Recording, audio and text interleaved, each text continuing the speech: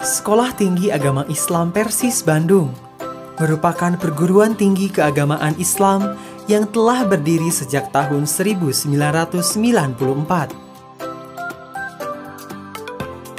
Kehadirannya merupakan cita-cita luhur Jamiah Persatuan Islam dalam mengembangkan ilmu-ilmu agama Islam sebagai kelanjutan dari pendidikan tingkat menengah.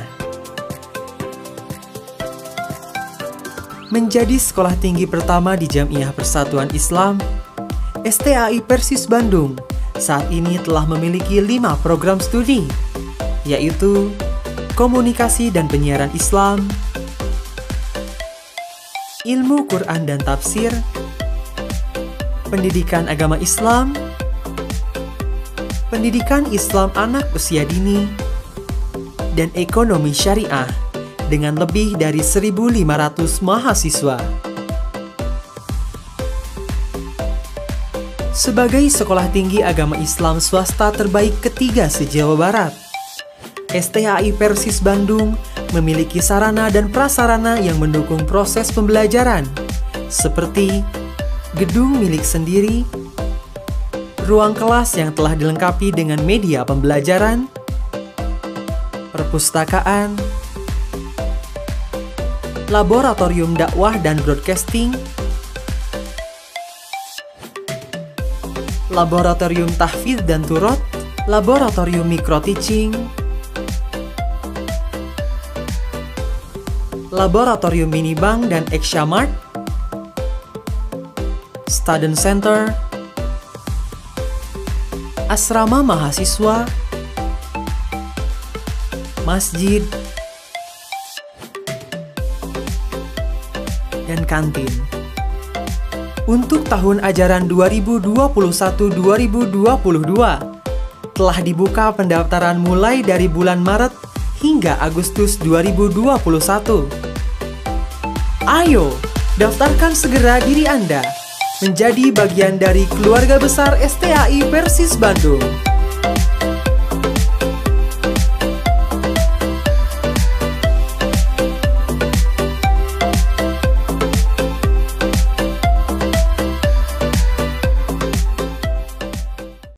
Assalamualaikum warahmatullahi wabarakatuh. Selamat pagi, selamat siang, dan selamat malam semuanya. Sahabat STAI dimanapun kalian menonton video ini. Jangan lupa kami tidak pernah bosan mengingatkan untuk selalu memakai masker, mencuci tangan, dan menjaga jarak karena COVID masih ada di sekitar kita.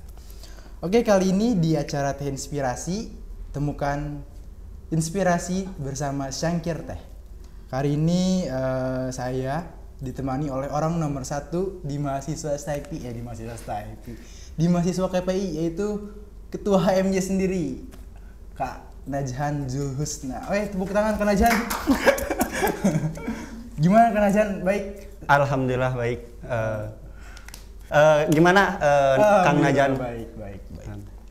Kali ini saya dikasih itu Kang sama kreatif, materinya tentang, kita ngebahas tentang pemuda dan dakwah dan media dakwah gitu. Jadi apa nanti kita bahas peran pemuda atau apa saja sih media yang dipakai di zaman sekarang untuk berdakwah gitu kan Jan. Silakan. Sebelumnya mungkin kita biar lebih katakanlah lebih spesifik membicarakan kepemudaannya terlebih dahulu, anak muda ataupun nanti sejarah dari pemuda itu bagaimana gitu. Sok lejeng. Nah, jadi tadi kan Asian kan ingin berbicara tentang pemuda dulu gitu ya. Jadi seperti apa sih pemuda perannya dalam media sekarang itu gimana? Mangga silahkan kan Ajan. Pemuda mungkin kalau kita berbicara pemuda, kalau kita berbicara anak muda, kita berbicara tentang perubahan. Karena dari beberapa sejarah, baik sejarah Islam, sejarah kemerdekaan Indonesia, pemuda adalah seorang inisiator, seorang pelopor dari sebuah perubahan. Maka pemuda selalu diidentikan dengan agent of change. Pemuda selalu diidentikan dengan pengubah suatu peradaban atau membuat suatu peradaban. Kuncinya, Iya, kuncinya itu diawali dengan seorang pemuda. Seperti kita tahu bahwa sejarah Rasulullah masuk ke Makkah itu kan mengumpulkan 40 orang, mengumpulkan 40 orang sahabat, maka sekitar 80 atau 85 sahabat pada saat itu di bawah umur 30 tahun. Dari situlah kita tahu bahwa pemuda adalah seorang inisiator, pemuda adalah seorang yang selalu menjaga purifitasnya, yang selalu menjaga idealitasnya untuk sebuah perubahan, untuk membuat sebuah dobrakan perubahan seperti itu. Ya, memang peran pemuda itu sangat penting sekali ya dalam perubahan. Sama kayak halnya Soekarno pernah bilang kan, beri saya 10 pemuda maka akan kuguncangkan dunia. Iya. Mungkin kalau peran pemuda dalam zaman sekarang itu gimana kan? Iya, peran pemuda pada zaman sekarang kita harus melihat pada sisi historisitas pemuda. Bagaimana pemuda itu selalu identik dengan tadi yang dikatakan bahwa perubahan. Itu harus menjadi dasar ketika kita mengetahui, ketika kita sadar bahwa kita itu seorang pemuda. Kadang kita sering mengetahui bahwa pemuda pada saat ini adalah pemuda rebahan. Slogan itu harus kita ubah menjadi pemuda yang membuat sebuah perubahan. Jadi bukan pemuda yang hanya seorang pemuda yang rebahan saja gitu. Jadi itulah nilai urgensi dari seorang pemuda gitu. Saya selalu mengatakan bahwa pemuda itu adalah rodanya dunia. Bagaimana dunia itu maju dilihat dari seorang pemuda.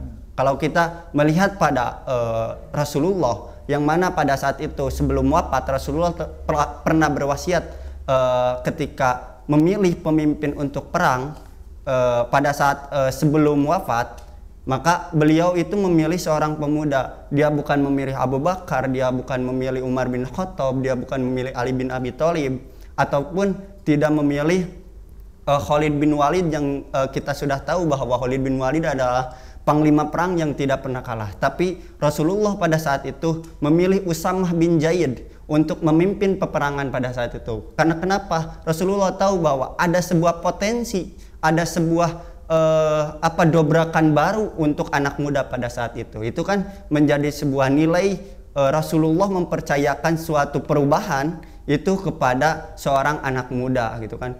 Ketika Rasulullah wafat pun Abu Bakar ketika dipilih, diaklamasi menjadi seorang khalifah, dia tidak mengubah cita-cita Rasulullah itu. Dia tetap menunjuk Usamah bin Zaid ini menjadi seorang pemimpin perang pada saat itu. Gitu mungkin itu sudah jelas lah. Gitu. Kalau kita berbicara anak muda, kita berbicara tentang mentalitas, kita berbicara tentang sebuah dobrakan baru dari seorang pemuda adalah perubahan tersebut gitu. Memang Kang Najan itu zaman sekarang tuh pemuda itu banyak rebahan di rumah gitu, scrolling TikTok, scrolling Instagram gitu. Karena saya lupa lagi kata siapa, pengkerdilan terkejam itu adalah ketika otak yang cerdas terjebak dalam tubuh yang malas kan. Iya, itu jadi pemuda sekarang itu seolah menjadi pemuda yang terdegradasi.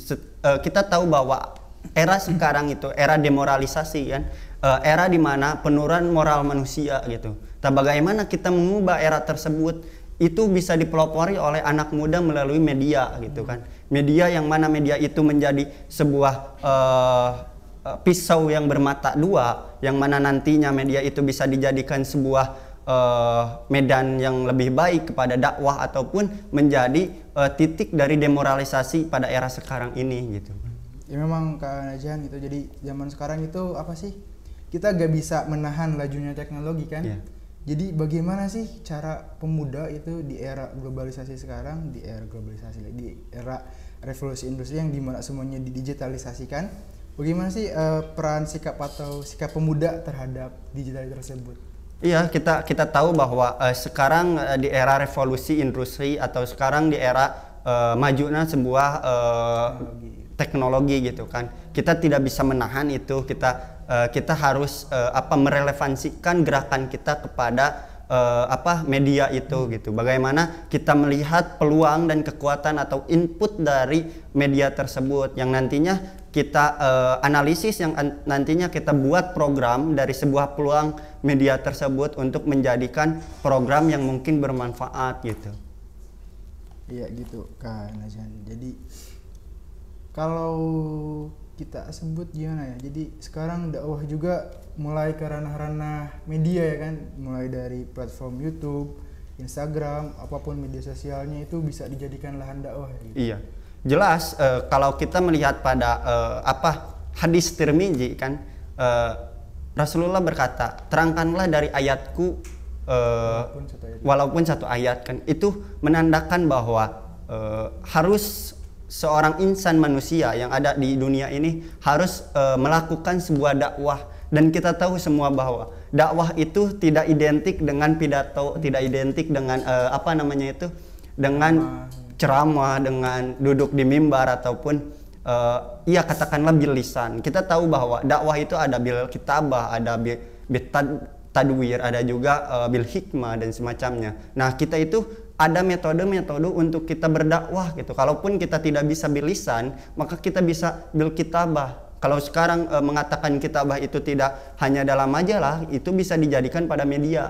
Bil kitabah kita menulis tulisan dakwah, kita kirim kepada media. Kalau kita tulisan dalam Facebook mah kita nulis dalam Facebook teh bukan status galau saja gitu kan. Kan kadang anak muda sekarang status dari Facebook itu I miss you, I love you, walaupun itu basi gitu kan. Harusnya kita menerangkan suatu tentang dakwah gitu, baik nanti tentang ibadah, tentang kesemangatan ataupun semacamnya gitu. Najan sendiri suka bikin status di Facebook itu, I ya. miss you gitu. Enggak lah. Berdakwah ya kan? Berdakwah insya Allah gitu. Ya.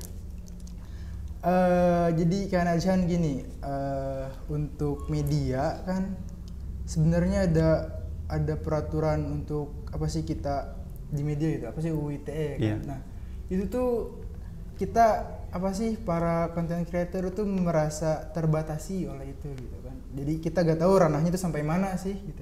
Menurut Kang Najan gimana Bang? Sebenarnya kalau kita melihat pada itu teh tidak UU ITE itu kan lebih kepada dilarangnya kita menghina seorang ataupun, tapi kalau kita berdakwah dalam artian kita mengembangkan Islam, insya Allah itu media tidak akan dibatasi gitu. Yang penting dakwah itu dakwah. Kalau kita melihat pada Quran ud'u ila sabili rabbik bil hikmah wal mau'izatil hasanah wajadilhum billati ahsan, kan itu ada metode kita bagaimana melakukan dakwah itu secara persuasif pada saat itu. Jadi bagaimana kita melakukan media itu dengan dakwah yang bersifat persuasif. Jangan kita terlalu temperamental, jangan terlalu egois untuk menghina ataupun gitu. Kita bisa melakukan dakwah itu secara persuasif. Maka kalau melihat pada UU ITE itu tidak menjadi hambatan lah mungkin. Ada caranya ya. Ada caranya gitu. Kan sekarang ini Kang Najan sedang masa pandemi ya. Jadi semua orang itu ada di rumahnya, mengurangi mobilitas kita dan interaksi di luar gitu. Nah, untuk peran pemuda gitu, di zaman sekarang yang serba mobilitasnya dibatasi karena pandemi, itu gimana Kang Najan? Menurut Kang Najan? Ya, jadi pemuda itu tidak kalah dengan sebuah keadaan. Itu ciri khas pemuda. Pemuda selalu membuat inovasi. Pemuda selalu membuat kreatif untuk menghadapi zaman yang terus berkembang. Jadi pemuda itu bisa tetap bergerak, bisa terus berdakwah, tidak terhalangi oleh katakanlah pandemi. Jadi harus membuat inovasi-inovasi seperti dalam media ataupun kita membuat kreativitas yang mungkin itu tidak menghalangi mobilitas. Dalam artian kita tidak harus berkumpul, tidak harus melanggar protokol kesehatan itu kan bisa gitu. Seperti kita membuat video dakwah, kita membuat diskusi-diskusi dalam hal via Zoom meeting ataupun diskusi online lah. Itu kan tidak menghalangi kita untuk berdakwah gitu. Kang Najan kayaknya dari tadi kita bicara terus. Di Iya. sini ada teh ini bukan panjangan loh. Iya. Bisa diminum, silakan minum Iya. dulu. Karena namanya teh inspirasi, Teh. jadi enggak minum teh. Nah, kan udah Seger, Segar, alhamdulillah ya. gitu. Nah, Kak Najan, tadi kan Kak Najan bilang kalau pemuda itu harus bergerak terus, harus punya inovasi yang menggembirakan gitu kan, walaupun di masa pandemi kayak gini. Nah, apa sih Kak Najan inovasi yang diberikan oleh Kak Najan sebagai Ketua HMY kepada masyarakat KPI gitu? Apa inovasinya? Saya selalu selalu mengatakan bahwa HMJ itu harus menjadi suatu ranah kebermanfaatan. Jadi saya selalu menekankan, bahkan di dalam grand design saya selalu mengatakan bahwa HMJ itu harus menjadi kebermanfaatan. Yang artinya kebermanfaatan itu bersifat universal. Jadi kita membuat inovasi yang terpenting kita harus ada nilai kebermanfaatannya. Jadi saya membebaskan untuk kita berinovasi, untuk kita berkreatif dalam hal kekomunikasiannya, penyiaran Islamnya, yang penting kembali lagi kepada nilai kebermanfaatannya gitu. Jadi itu yang inti dari yang saya katakan. Saya tidak menggiring masyarakat KPI ini kepada satu inovasi yang saya buat sendiri, tapi saya selalu membebaskan setiap mahasiswa KPI itu untuk berinovasi sendiri. Yang penting satu titik utamanya yaitu kebermanfaatan bagi maslahat umat gitulah intinya.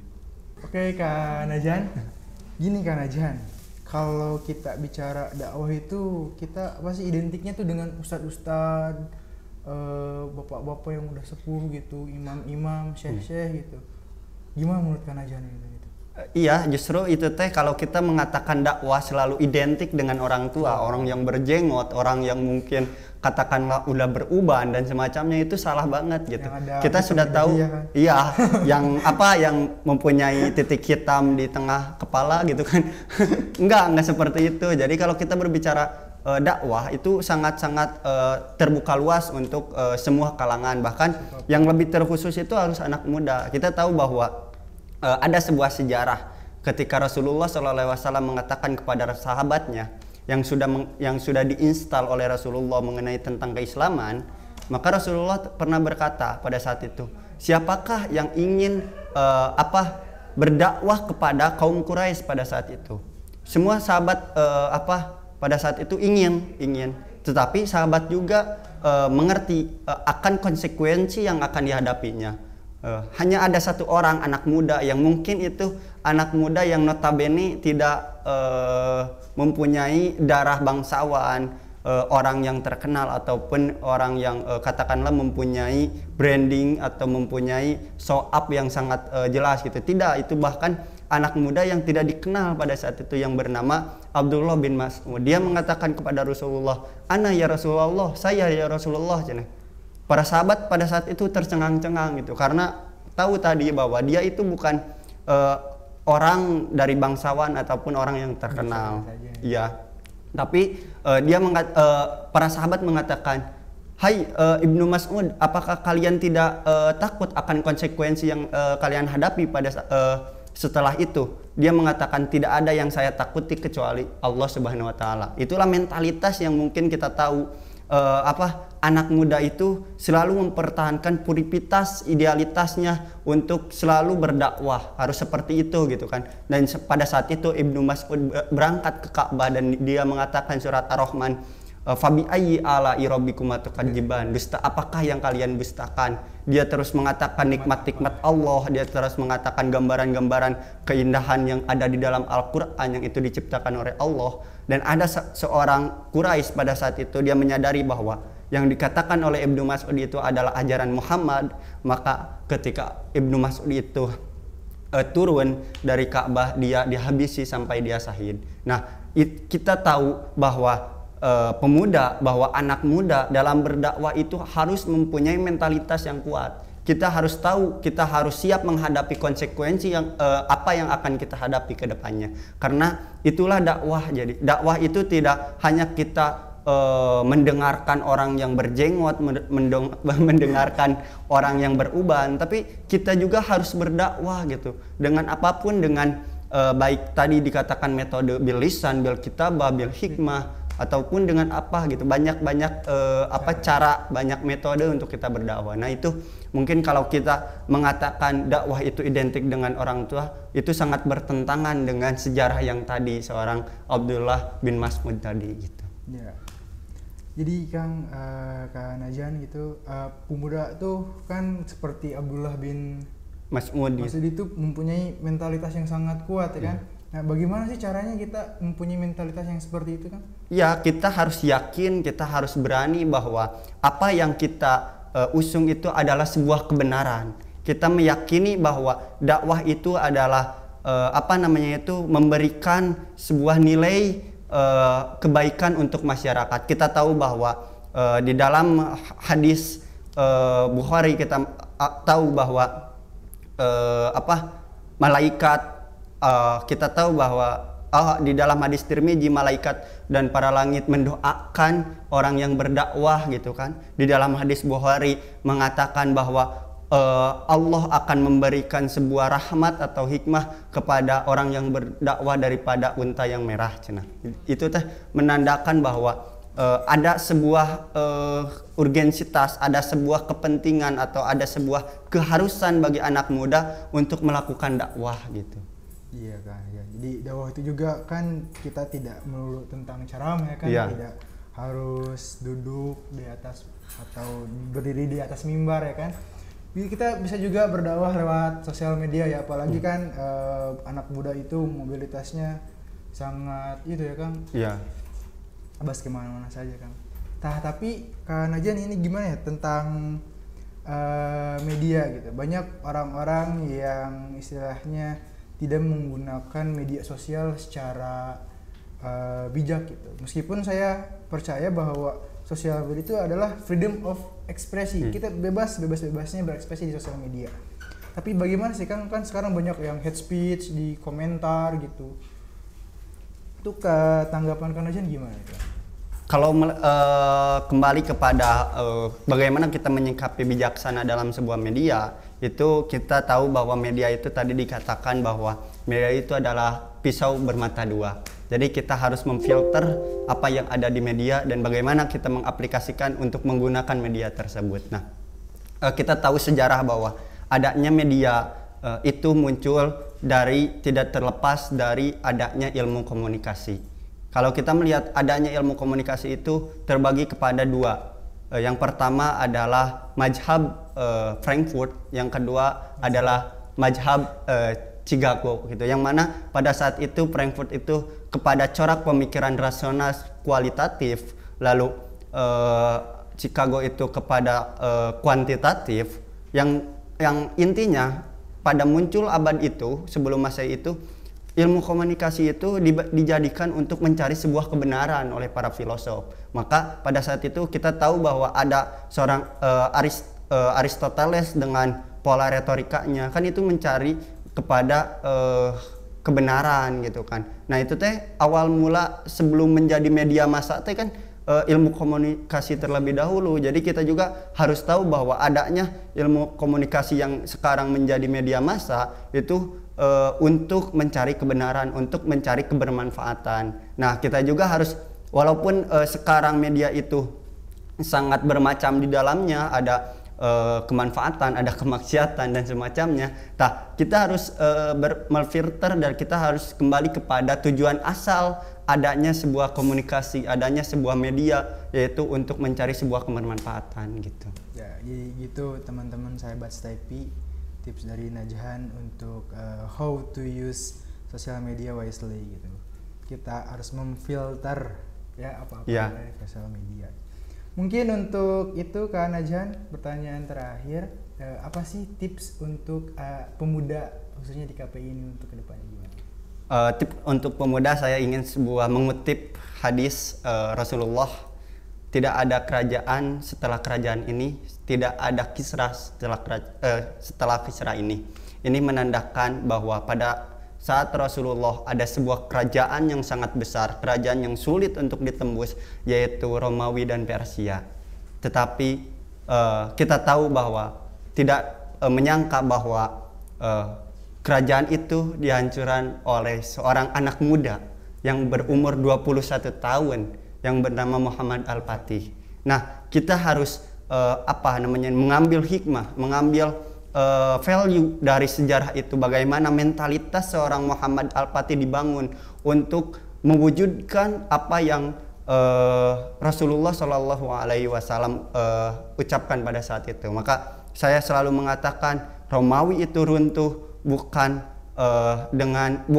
pada saat Muhammad Al-Fatih menaklukkannya, tapi ketika Rasulullah mengucapkannya, hakikatnya dia sudah runtuh pada saat itu. Dan itu tidak terlepas dari peran anak muda. Jadi anak muda harus mempunyai mentalitas tinggi untuk membuat perubahan dalam aspek dakwah gitu, dengan mungkin untuk relevansi pada saat ini dengan media gitu. Ya gitu, jadi teman-teman buat anak-anak muda gitu ya, jangan terus-terusan scrolling TikTok, Instagram, gitu. TikTok ya kan. TikTok seperti itu. Ya, agak apa-apa kalau kita berdakwah lewat situ kan, Iya. tapi jangan scrolling gitu ya. Baik sahabat Staypi, itulah perbincangan kita, saya bersama Kak Najhan di Teh Inspirasi, temukan inspirasi bersama Cangkir Teh. Kami tidak pernah bosan untuk menghimbau teman-teman sahabat Staypi di rumah untuk terus memakai masker, menjaga jarak dan mencuci tangan. Diinformasikan juga bahwa Staypi Bandung masih membuka pendaftaran gelombang 2, yaitu sampai dengan 14 Juli teman-teman. Dan jangan lupa untuk like, comment, share, and subscribe di channel Staypi Bandung Official. Saya Muhammad Nazar Subul Islam, mewakili kru yang bertugas. Assalamualaikum warahmatullahi wabarakatuh. Enggak, diminum. Minum dulu.